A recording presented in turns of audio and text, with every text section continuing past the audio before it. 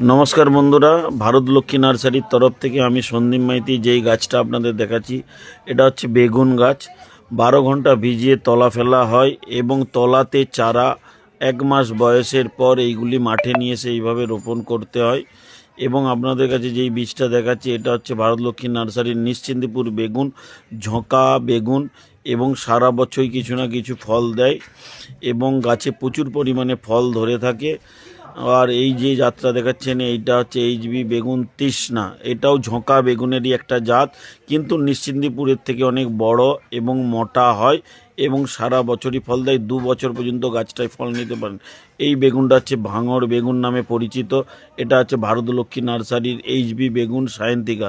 গড় ওজন 4 থেকে 500 গ্রাম হয়, প্রচুর গাছে ফলন দেয়।